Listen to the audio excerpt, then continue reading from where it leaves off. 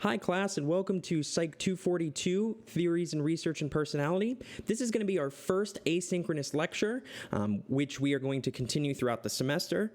Do note that this asynchronous lecture will be slightly different than the rest of them in the fact that we're going over both chapters 1 and 2. For a lot of you, chapter 2 will be pretty easy because it should be a lot of what you already know from some research methods class you've taken. If not, though, all the information is both in the book and I go over some information here. One thing I want to note about these is that I am not actually going to edit these too heavily. If I make a huge mistake, I will cut it out, but expect me to be tripping over my words a little bit. Expect these to not be perfect. I always thought I was going to be a professor, not a professional YouTuber, so that's kind of where we are right now. But with that, I have a couple announcements before we jump into the slides. The first thing to note is that these asynchronous lectures are going to be part of your assignments or what is due before your following synchronous class. So before your next synchronous class, you should have watched this video, you should have read the book, and you definitely need to have completed the quiz. The quiz is due by the time class starts, so please make sure that quiz is done and submitted. Another thing to note is that I have office hours on Tuesdays and Thursdays from 11:30 to 12:30. If that doesn't work, it's also by appointment. Given the nature of this semester, the office hours are going to be via Zoom, so you can always hop into a Zoom call and answer those, or ask and answer those questions. But if that time doesn't work, just go ahead and shoot me an email, and we can find a time that does. Another thing to note that I think is really helpful, as somebody who watches a lot of YouTube videos, there is a speed setting on YouTube, which if you feel that I am talking too slow or you just want to get through this class a little bit faster, you can bump up the speed to up to 2 times speed. I think once you go about past 1.5 times speed, it's hard to understand me. It's hard to understand anybody, to be quite honest. But this is something that might be useful to you. You can also slow things down for whatever reason, but hopefully that's helpful. Regarding our actual class, let's talk about what we're doing today. So where are we going? Well, first we're going to talk about what personality is. We're then going to talk about how we can conceptualize this, and we can do so in 6 different ways based on this book, 5 of which we're going to go over throughout the class.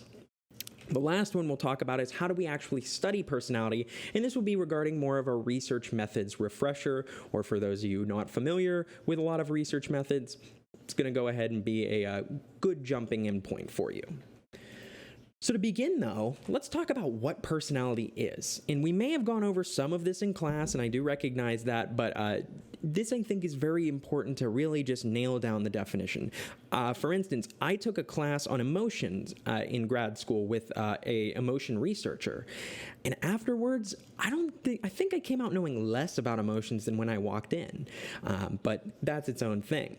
So what is personality? Well, one thing we can think about is how there is a popular usage of this word versus an academic usage, right? So as personality researchers, we have to be very specific about the things that we say regarding personality, whereas the general public can throw around the term a little differently, right? So oftentimes we hear people talk about personality as something that's equated with a social skill or just how effective you are, right? So this person has a lot of personality, or their personality really shines through, or they tend to have a popular personality, or you may have even heard the term cult of personality.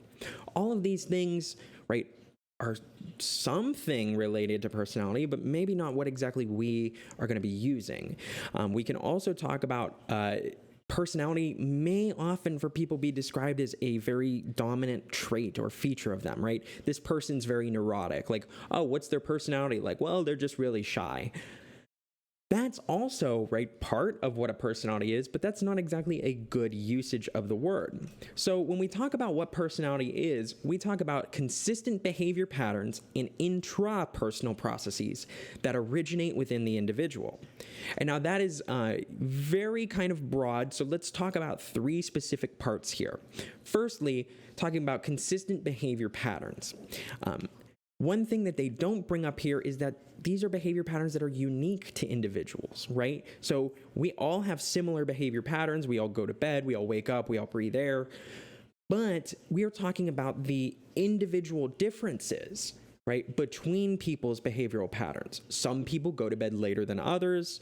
The air example isn't really a good one. Some people have different diets, and part of this might be, right, what makes them who they are.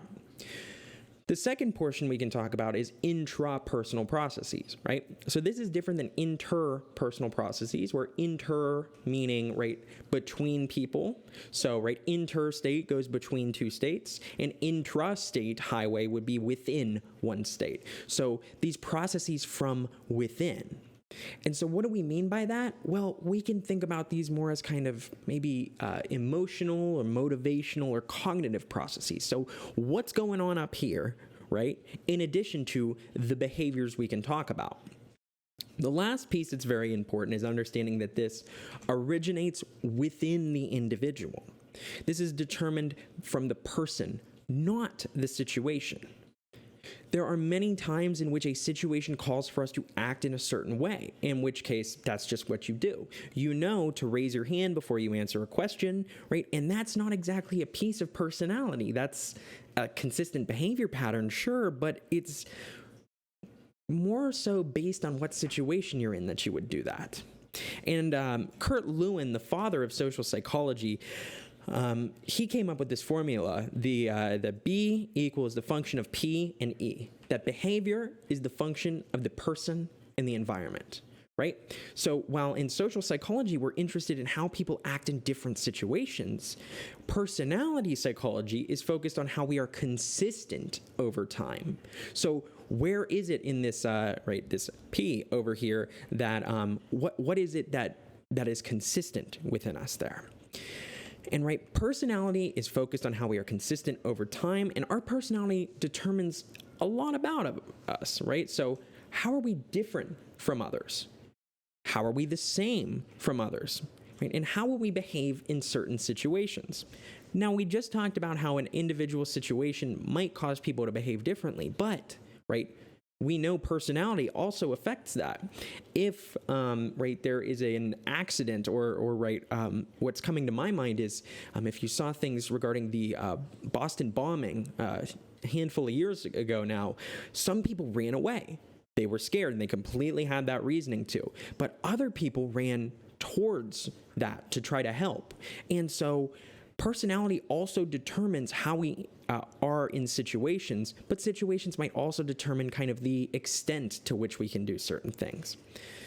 An interesting example, and it's almost stereotyping at this point, is thinking about the seven dwarves, right? And each of them has a unique personality trait that kind of sets them apart, right? How they're different.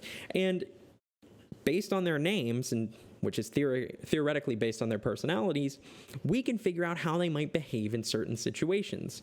Where Happy might be really happy-go-lucky to go mining, Sleepy might not be as excited about that.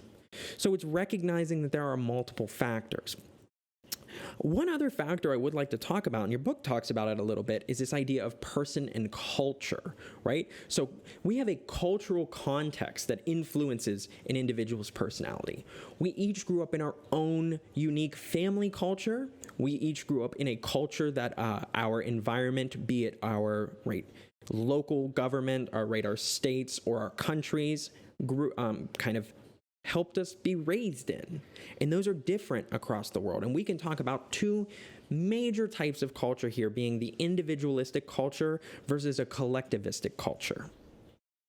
So first, turning to individualistic cultures, these are cultures that have what we call an independent view of the self. So when we think about what the self is, right, we have who we are over here, but we have other people who also have selves, right? They are who they are. We are not the same as them. And independent cultures or individualistic cultures tend to view the self as its own separate entity. Nobody else is involved in who I am. Right? So this emphasizes individual needs and accomplishments within that individual.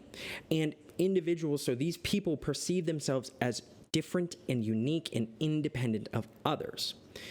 Unsurprisingly, Northern European maybe you know this, but Northern European countries are mostly independent cultures, but America, unsurprisingly, is a very independent culture, which makes a lot of sense, right? Think about how individualistic Americans are and are really interested in, right, pursuing these independent things themselves, right? We had a Declaration of Independence from, right, wow, I'm glad I'm not a history professor, from Britain. And ever since then, maybe that's kind of seeped into our, right, culture as Americans. But on the other hand, we can talk about collectivistic or interdependent cultures. In collectivistic cultures, right, these see themselves as unique individuals, but they also see how other people maybe influence them and are part of who they are. So when you think about who you are, you often might come up with different words, right? Like, I'm a father. And that also plays a role in, right, who my daughter is, and my daughter plays a role in who I am. And these are emphasizing a belonging to a larger group, and that group can be very different. That can be your family, that can be, right, a tribe in terms of a small or kind of a larger group of people, or things up to a nation. And we see more collectivistic cultures from more Asian societies, African and Central American societies, and South American countries. And as your book talks about, with Central and South American countries, they're specifically more collectivistic with family. Right, they're very familial, and they have very large families, typically, and they tend to be more focused on how the family is a unit rather than they are units within the family. And what's really interesting about this is that our cultural context is going to influence our interpretation of how we behave. So it's not only what we choose to do, but it influences how we look at other people as well. So that's a bit on what personality is, but now we're going to move over to talking about how we can conceptualize it. And as the book talks about, there are 6, for our class 5, different approaches we're going to go over. And those approaches are, firstly, the psychoanalytic approach. This is going to be a weird one because we're actually going to spend 4 weeks on it instead of 2. It's going over 4 different chapters because we can split the psychoanalytic approach into 2 kind of categories: the Freudian psychoanalytic approach and the neo-Freudian, neo meaning new or kind of post-Freudian approach. So there were a lot of people in Vienna around that time, at this turn of the century, about 1910, who were interested in working with Freud, and a large subset of them actually went off on their own and kind of said, I like Freud's theories in somewhat, but I think they should be changed. And they're still within this psychoanalytic approach, but have taken a completely different view.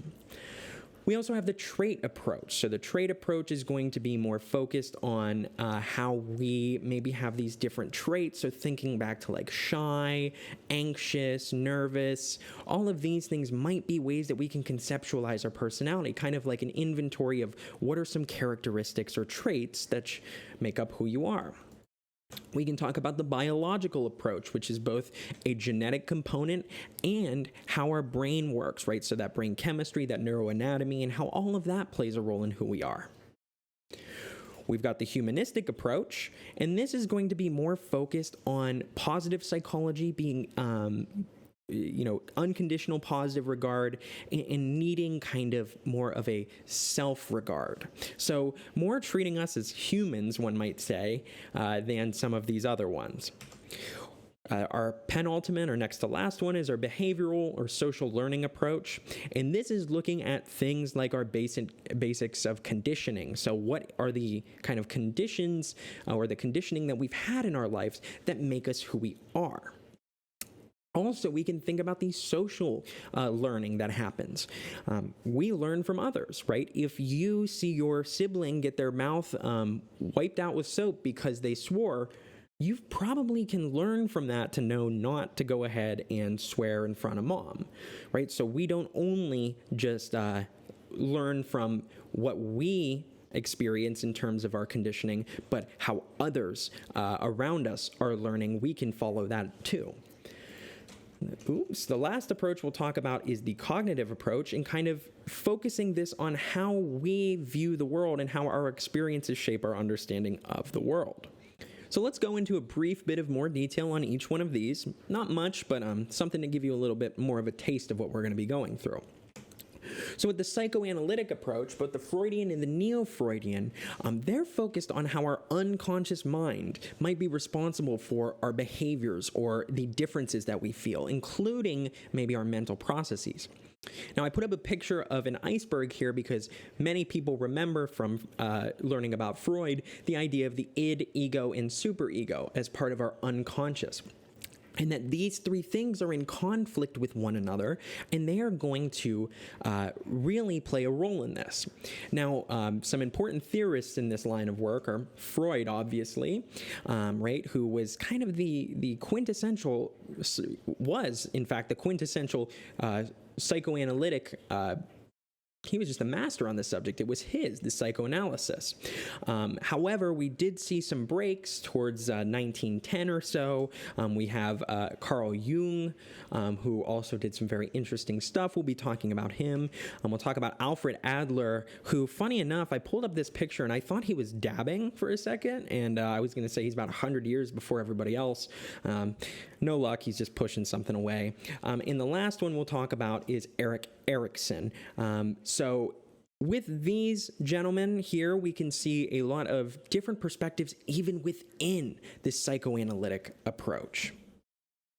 Moving on to the trait approach, right? This is going to be more focused on how individual lies along a continuum of various personality characteristics. You may have heard of people saying things like a type A or type B personality. You may have heard of the Ocean model or the Big Five, the 5 factors, right?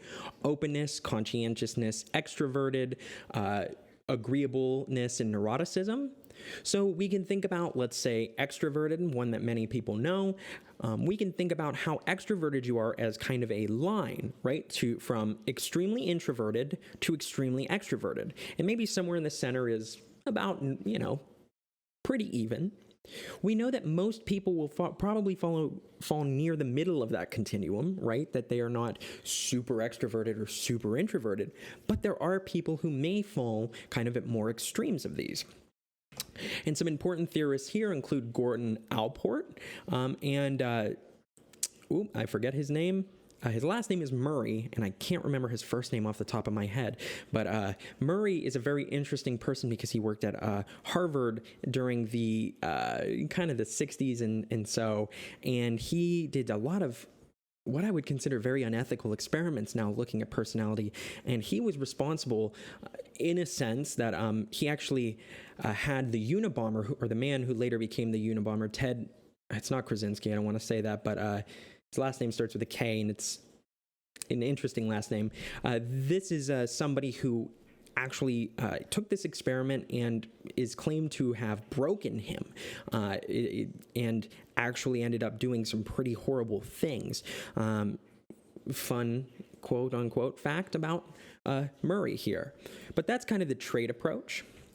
The biological approach, the one we won't actually be talking about, is this idea that inherited predispositions in physiological processes contribute to these differences in personality.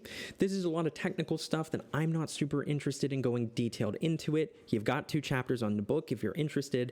Please know I'm not throwing this approach under the bus because I don't like it. I'm just not familiar with it. We don't have time to go over all 6, but it's very important to know that the biological approach definitely has some basis in truth as well, right? There are differences in personality that can be explained through genetic inherited factors, as well as different things like how our brain works. If we think back to Phineas Gage, who I'll talk about with case studies later, this is a guy who had a rod stuck through his head, and it changed his personality. So we know that the personality can be affected by this. Some important theorists in here are Hans Eysenck. He's a very interesting guy. I thought this was a picture of a Muppet the first time I looked at it. And one thing I want to know is I'm taking a lot of pictures that are black and white here. However, these theories have basically been since more or less the 1900s on the dot until today. So these aren't really all that old, and they are still continuously being understood. Theories are changing. We're finding new evidence. So recognize that just because these are a bunch of old white dudes in black and white, it doesn't mean that this is a very, very old school class. So with the humanistic approach I really like personally because it looks at this idea of not just personal responsibility, which is a term that can be taken a lot of different ways, but an understanding that feelings of self-acceptance and understanding who you are and recognizing who you are as a human may cause these differences in personality. The picture I have here is of Maslow's hierarchy of needs, who between him and Carl Rogers are going to be the two people we'll talk mostly about regarding the humanistic approach. We will also talk about the behavioral and social learning approach. This is, again, going to be focused on these consistent behavior patterns being the result of conditioning and expectations. So what do we mean by that? Well, we mean part of that being that, if we're trained to, press a lever for food, we know that's going to help affect our personality. If you're trained to raise your hand every time you're going to answer a question in class, we know that's probably going to change your personality in terms of what you would do naturally. So we know that this does affect these things, and we know that our expectations might affect this. If you walk into class probably a week or so into a normal semester, say that you've had this class a couple times, you probably are going to be expecting something pretty similar from the professor for how they are, but that might not always be the case, and understanding how those expectations as well might play a role. So here we will be talking about B.F. Skinner, who possibly has the biggest forehead in psychology. You can definitely land a plane on that. And we'll also talk about Albert Bandura. And Albert Bandura, you might know him from the Bobo doll experiment, which we will discuss later in the semester. The final one we'll talk about is the cognitive approach, or how people process information might be a way to explain these differences in behavior. So we all see things, and we all, have sensations, perceptions, and understanding of this, but we don't always have the same, way that we process information. So for instance, we know that if you like people more, you might be more likely to listen to them, to go along with them, to be agreeable with them. But if you don't like people, you might be more likely to just toss that information away. And you can also think about how ambiguous situations, What if somebody just says, "How you doing?" "I'm fine, kind of tired." You might not know if they actually are okay, or if they're angry at you, or anything like that, and how we process that information might have an effect on how we act, our emotions, our cognitions, our motivations, things of that nature. And the important theorist here, the book actually doesn't recognize him, but we talk about this idea of personal construct theory, this man named George Kelly. So we have these 6, or in our case, 5 approaches to personality. My real question for you is, which approach is correct? Well, the answer, like most things in life, is probably pretty disappointing. It's whatever you feel like, man. I suggest in this class you take what I call an integrative approach. So you integrate what you learn from each of these perspectives, Some of these theories might better explain some parts of personality, but not exactly others, We do know there's a genetic component to personality, but if we only use this idea of personal responsibility in the humanistic approach, it's not accounting for any of that. So remember that not any of these theories are going to explain things in completion, but what they will do is help give you a way to come up with your own combined integrative theory of personality. And this might, play a role in if you go on to graduate school or decide to pursue things like personality psychology or use individual differences within your research. These might help to inform you of what type of research you want to do. So I do recommend paying a lot of attention here. And with this integrative approach to personality, you can think of the idea of the blind scientists trying to describe an elephant. So if you've heard of this metaphor or fable. It's the idea that if you take a bunch of scientists and put blindfolds on them and ask them to describe an elephant, right here, they might be describing the same thing, but coming up with different answers. Where here, somebody's pointing at the trunks and calling them a spear. Here we've got somebody with the, excuse me, I guess these aren't trunks. This is the trunk, right? We've got the trunk down here saying it's a snake. We've got big legs being a tree, the tail being a rope. All of these things, they're wrong, yeah, but they are describing what it's like. They're just not seeing the whole picture. So overall, do recognize that these different approaches to personality, you probably are going to find a couple that really feel fitting for you, that feel like, yes, I agree with a lot of that. But recognize they probably all have something of use as well. So moving on to how we study personality. So we're going to go through describing behavior, predicting behavior, explaining behavior, and we'll briefly talk about using some sound research methods. Personality psychology is an interesting field of psychology because there are only certain things we're able to do with personality. Your book talks about how we can't manipulate people's personality, at least not ethically. I can't make you a mean person. I can't make you a happy person. These are all things that we might have to work around. And so how do we study this? Well, before we even begin, I do like to go over, right, our third grade stuff, right? What is the scientific method? Well, we as psychologists use the scientific method. And how do we use it? Well, first of all, like any good psychologist, we probably have some questions. How do we work? How do people interact? And these questions will lead to what we call hypotheses, right? These educated guesses. More specifically, right, what we might call this is that is a specific statement about what should occur. Not exactly what, right, not exactly an educated guess, but I think that happy people tend to do better on exams. That is a specific statement about what you think should occur, not the idea that happy people, right, probably are different than sad people on exam scores, right? We're being very specific. And if we use those hypotheses, that can lead to a research topic. So we can come up with a research study where we measure people's personalities or feelings of, right, happiness or sadness, and we look at their exam scores, right? And with that data, what we're going to do is test, right, or we've tested that data. We're now going to analyze it and see what we come up with. And what we come up with, right, if that fits into our theory, maybe we just, if that fits with our hypothesis, we can talk about that. But even if it doesn't, what it helps us do is it helps us to understand the theories of psychology or the hypothetical accounts of how and why phenomena occur. So while down here we can talk about thinking that happy people have better exams, here we might be thinking about why that is. We might think, well, maybe they're more alert, and maybe there are other things going on with this. And when you start asking those questions, right, that should lead to different hypotheses. And around and around and around we go, generating and refining our theories, which are giving us better information to study psychology. The scientific method is the basics for what psychology does, of course.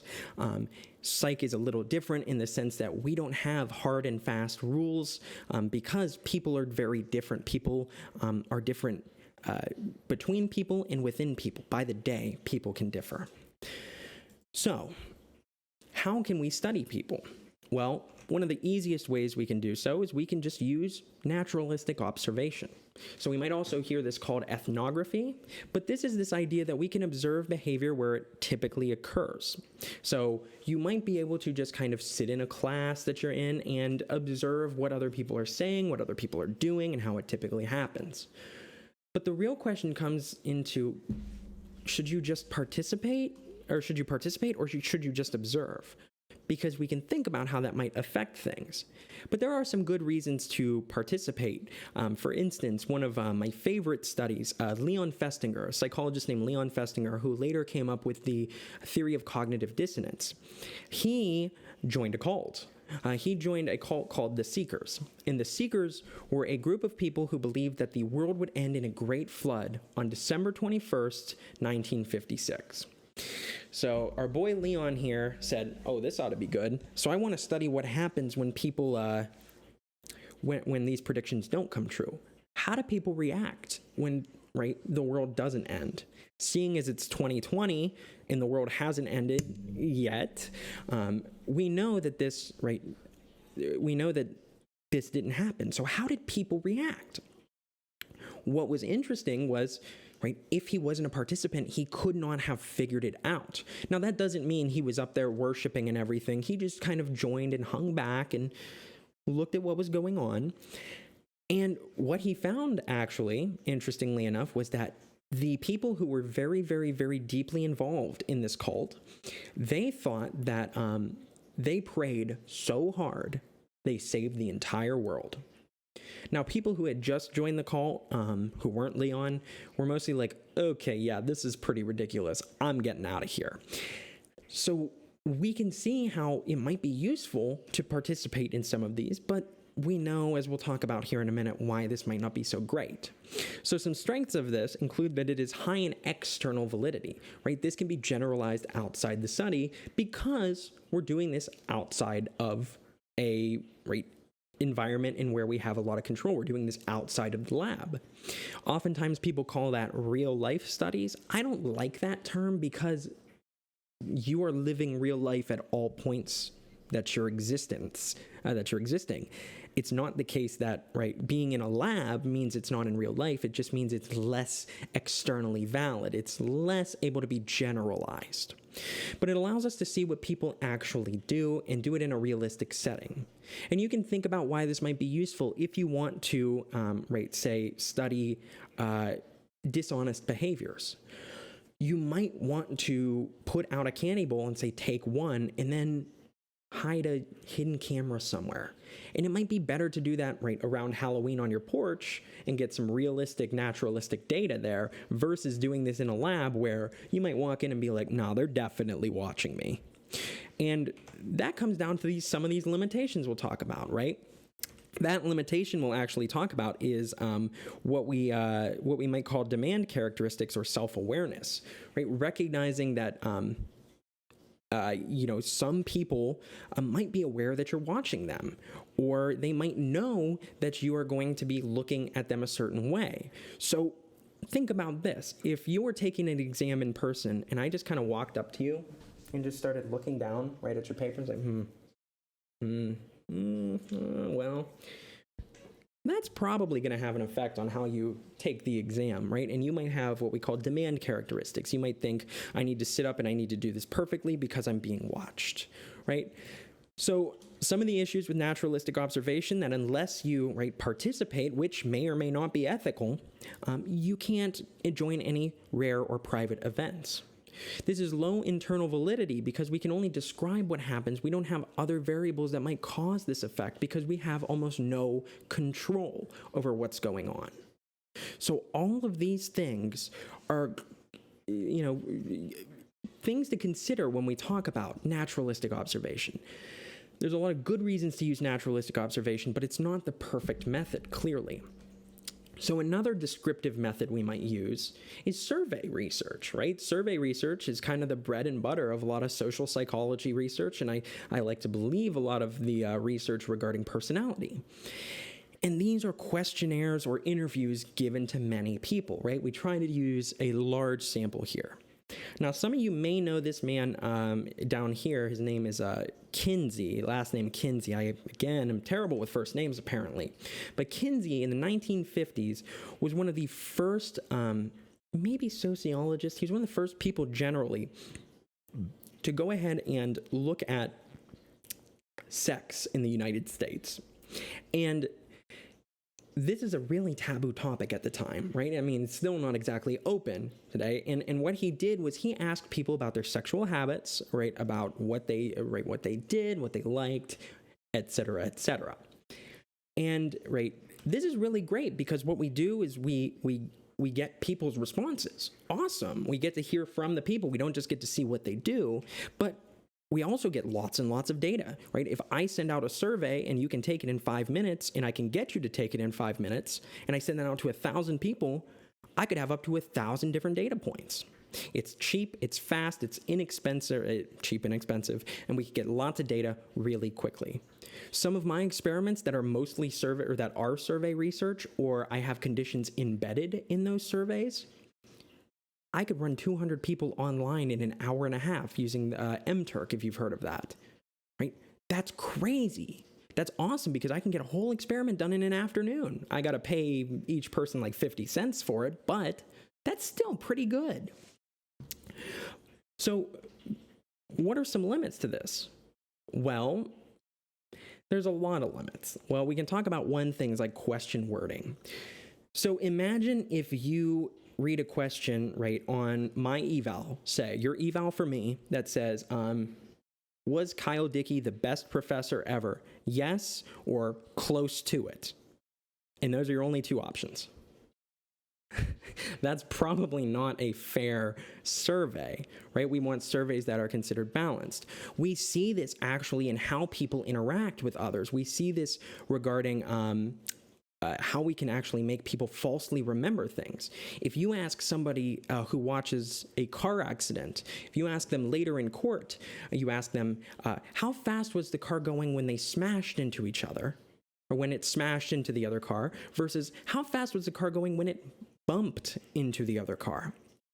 You can get up to 10-mile-an-hour difference in speeds just by changing that, one experiment found.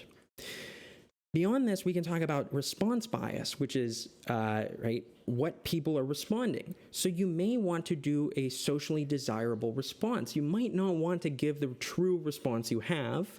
And one thing that Kinsey did was that Kinsey looked at Kinsey actually didn't do survey research. He did interview research, which is technically survey research, but when we think of surveys, we think of questionnaires.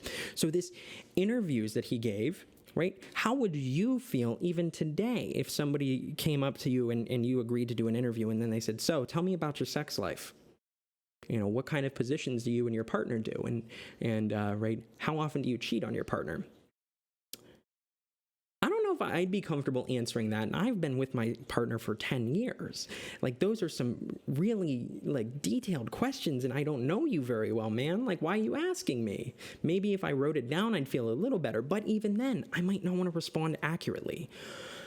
If you get a form, right, say you go to the doctors, that I went to the doctors recently and they took my, they did a kind of inpatient thing as I just moved here, and I'm going through the list and it's like, what illegal drugs do you take? And I'm thinking, like, I wonder how many people actually write down what illegal drugs they take.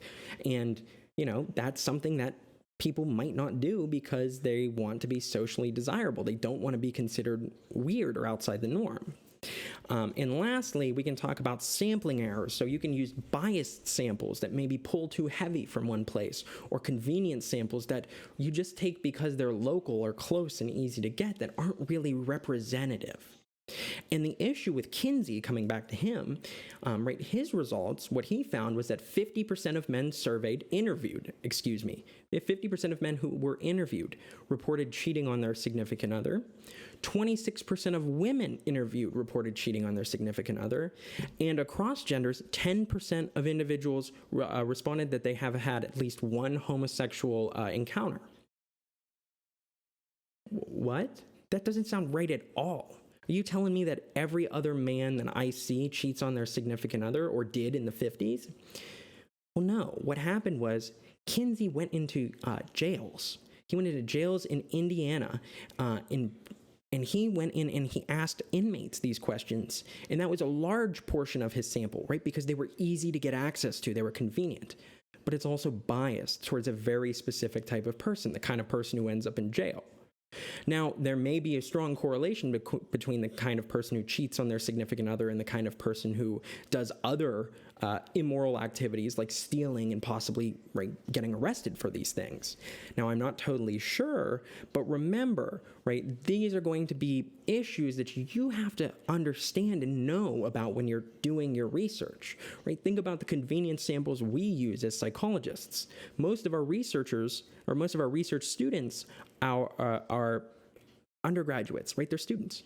They're not a representative sample. Most of our research is done on 21-year-olds, not even, maybe like 18 or 19-year-olds. So survey research is really useful, but it's not the silver bullet. There's other types of things that we also have to take into consideration. One of these we can do is a little bit more involved, right? This is a case study, the idea of an intensive examination of a specific person or a situation. So what do we mean by that? Well, specifically, we're talking about maybe an event that's not exactly common, somebody that has an unusual experience or unusual abilities or maybe deficits, right? As I mentioned before, this here is Phineas Gage down here. He had a railroad spike just go right through his head. He survived. He lived. He continued to live, and he had a pretty unremarkable rest of his life. Oops. Where we go? He was fine generally, but what we found was that his personality fundamentally changed. He went from being a usual family man to somebody who was very crude. He would swear often. He would, which he had never done before. He would drink a lot, and he would be more likely to be violent and angry. And some really cool things about case studies are that they're detailed. They allow us to see these rare or private phenomena. What if you have an illness that maybe there's only like 1,000 people in the world who have? Well, as a psychologist, maybe say as a medical examiner or somebody who is trying to understand this condition, you are going to want to take as much data from every possible part of that person's lives as possible, so we can just have as much as we can to get better and deeper insights. These are often the first steps to testable hypotheses and more general predictions, right? It's so using this data to start coming up with some of this stuff. Now, of course, there's limits, right? These are likely not representative of everyone. So if, for instance, I have just say a rare disease, you don't want to be completely, you don't want to make too big of leaps, right? If I have like this rare disease and they go, oh, he's a professor, it must only be in professors. Well, of course, that's a silly example, but it demonstrates the point. It's not exactly a representative thing. None of us are representative of the population as a whole. If an alien came down and abducted you and got your whole personal history, right, they might think that humans in general go to Stetson University, are all whatever gender you are approximately your age, if they know nothing else. So understanding that we want representative samples in that case studies are useful, but they're really just kind of a first step into a bigger question. So that is how we can describe behavior, but we can also predict behavior. And predicting behavior is a lot more difficult, right? That is kind of the goal of psychology, is to use this stuff towards human welfare and be able to understand how and why people act. And one of the best ways that we can do predictions are through correlational studies. And this is determining how much or in which way two pre-existing variables are related, right? And so some strengths of this are we can study things that you can't or shouldn't manipulate, right? So I can't manipulate which gender you were born as. I can't manipulate your height. I can't manipulate some other plenty of things that maybe aren't ethical. I can't cut out a piece of your brain to try to lower your IQ or somehow juice you up to have higher IQ. So what we can do is we can take people who we have information on, we have a lot of people's demographic data, and we can compare that to some other variables, right? And this is, again, some pretty cheap and easy stuff to do. You can pick up some of this information from surveys or other types of data. Now, some limitations of this include the response bias, as we know. We can have sampling errors, right? We can pull too heavy from a certain part of the population. And most importantly, we know, or we should know by now, that correlation cannot prove or mean causation. Kinsey's up top here, but the lower picture I really like.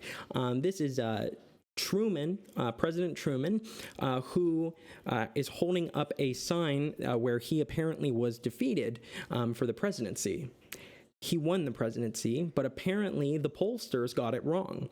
They pooled too heavily from a Dewey kind of area, and they said, oh, I see so many people are voting for Dewey. Dewey has to win.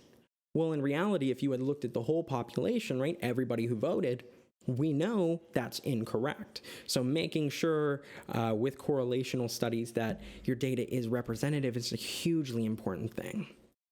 Now with correlations, and this should be a pretty quick kind of review, right? We have three types of correlations. We have positive correlations, where as we increase one variable, another variable increases.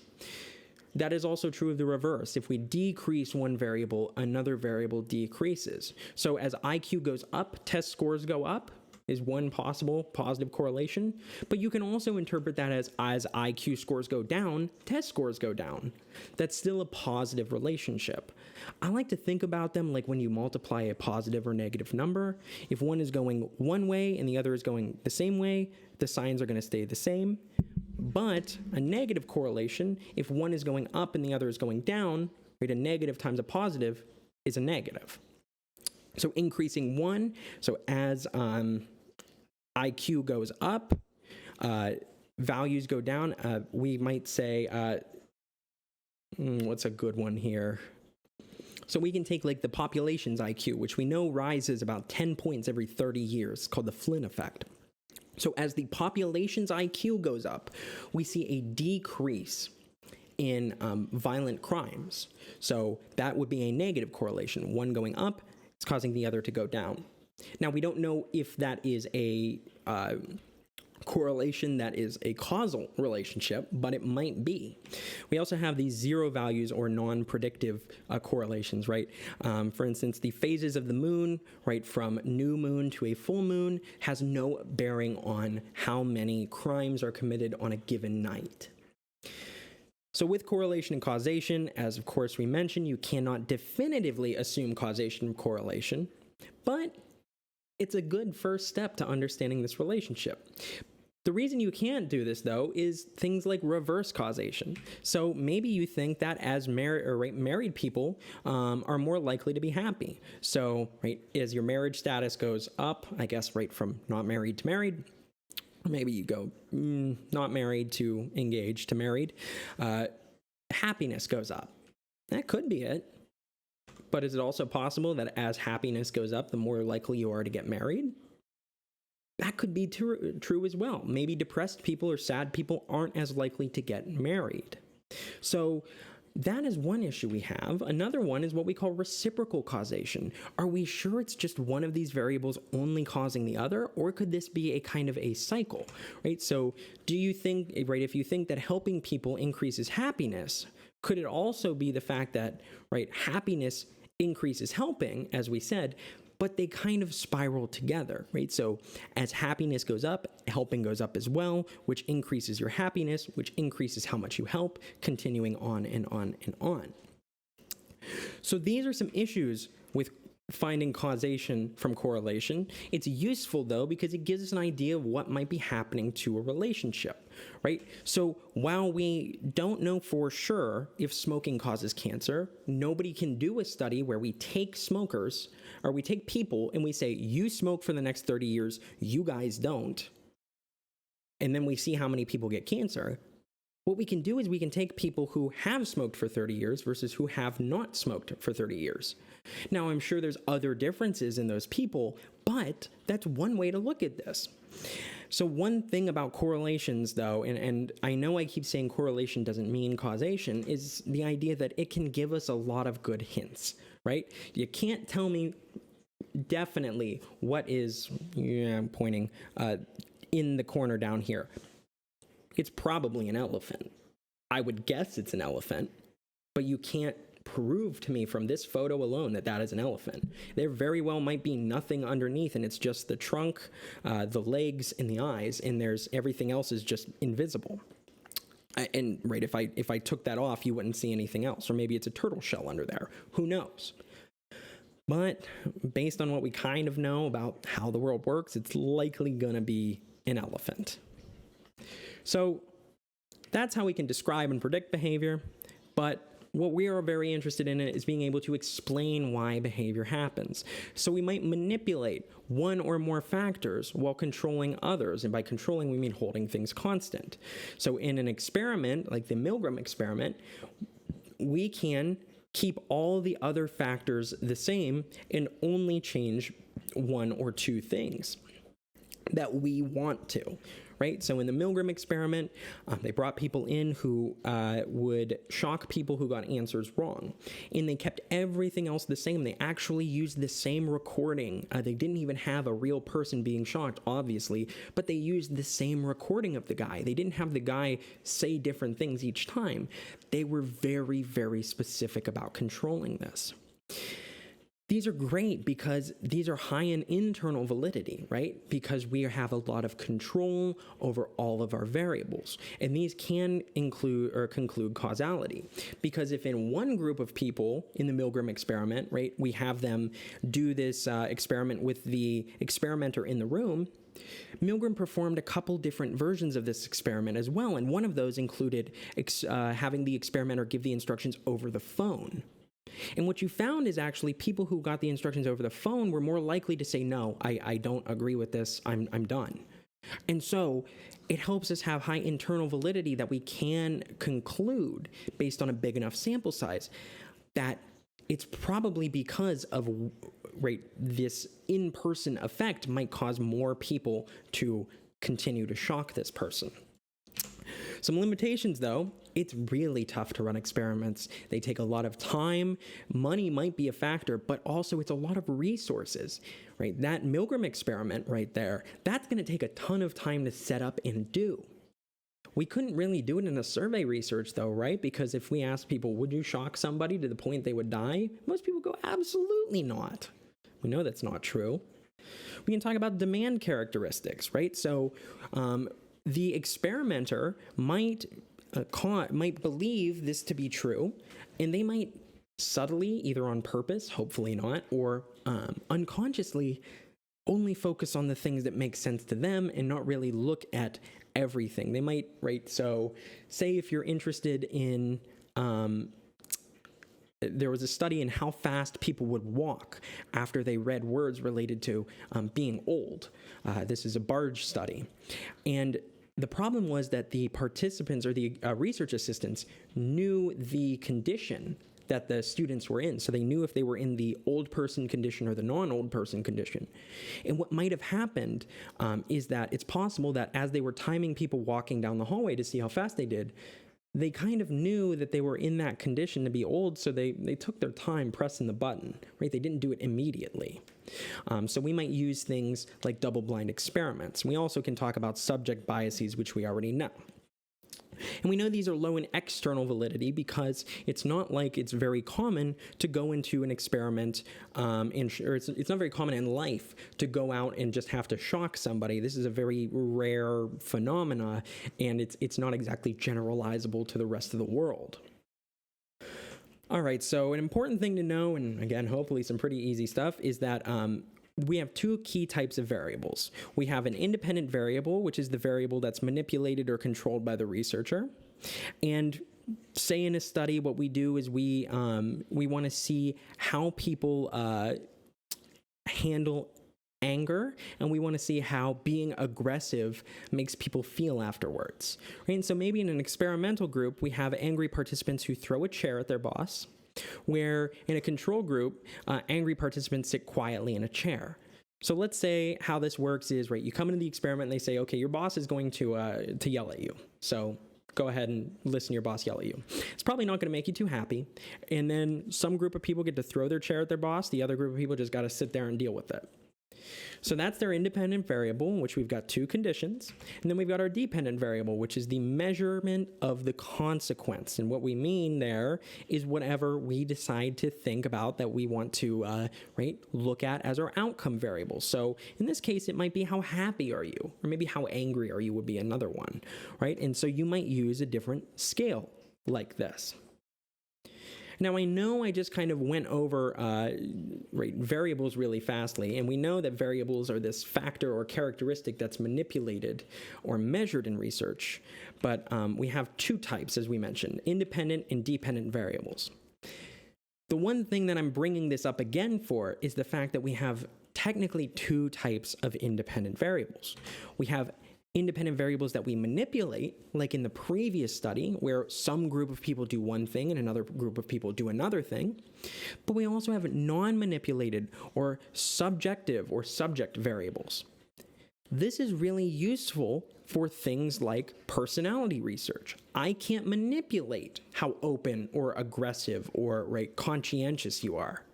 But what I can do is I can take your measurement and put you into one of two groups, right? Are you higher than average? Are you lower than average? I might split it into three. People who fall probably within one standard deviation of the mean, people who are really far above, and people who are really far below. And that's also a way that we can look at these variables. We don't necessarily have to manipulate it naturally, but we can find those individual differences in people and then help us to explain that behavior. So the important things to know about experiments, right, is that we must have some control over some variables while holding others constant. All the participants should come into the same room. All the participants should complete the same measures. They should have the same interactions with the research assistants. You don't want one research assistant to be like, hey, how are you? And the other be like, you need to do this right now. You want them to be pretty even. You want them to be as controlled as possible. And then we must randomly assign participants. So participants must have an equal chance of being in any condition of the experiment, right? I randomly assigned you guys to be in this class in what day you came. And how I did that was I just put a random number generator next to your name, and I put I said, make this guy either 1 or 2. And then once I got all the way through, I flipped a coin, and I said, if it's heads, 1 is going to be Tuesdays. If it's tails, 1 is going to be 1 is going to be Mondays. If it's tails, 2 is going to be, or 1 is going to be Wednesdays. So very, very random. There was no way that I actually decided to put all the girls in one class or all the boys in another class. Or this gives me the biggest chance to have, what we call the great equalizer, that people were just randomly assigned to different conditions. While we are all different, hopefully, with a big enough population and being randomly assigned, those differences kind of even out in the end. Last thing we'll talk about here is using sound research methods. And what do we mean by that? Well, we want to think about how our measures are both reliable and valid. So we want to know that our measures are accurately measuring what we think they're measuring, and we also want to know that they're measuring what we want them to, right? So, for instance, with reliability, our first one, we want to be accurate, and we want to know our findings are consistent, right? So this is a tendency for a measure to produce the same result whenever it is used to measure the same thing. So a reliable scale, when you step off of it and back onto it, you're going to get the same weight constantly. Now, if you're running on a scale that goes from 150 to 160 to 145 when you step on and off it, we've got a problem. So that is going to be a huge piece of this, right? So how consistently will this test measure a variable of interest? And as we've talked about before, right, if I take a measuring tape and I measure my desk, and then I come back an hour later and measure my desk again, it's probably going to be a reliable measurement. But how about how happy are you? If I ask you that every day, am I going to get the same measurement every day? No. So with psychological research, we can talk about some difficulties regarding that. But on the other hand, we also want to talk about validity. Can we trust the findings? So we can talk about measurement validity, right? So the degree that a test accurately measures the variable of interest. So one example of this, once I asked somebody, I asked a class, what is a question that you might ask to find out or to determine how much you love someone? And I got the normal ones, like how much do you love someone, this or that. But somebody asked this question that says, would you have sex with this person? That very well might be a measure of love, a certain type of love, sure. But I looked at them, I said, this is going to be awkward because I love my dog, but I don't want to have sex with my dog.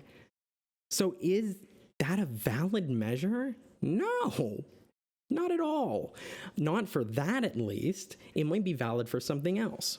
We can talk about IQ tests being valid measures of intelligence. We know IQ tests are biased towards certain groups. We're working on better IQ tests, but it's not a very useful finding for a lot of things.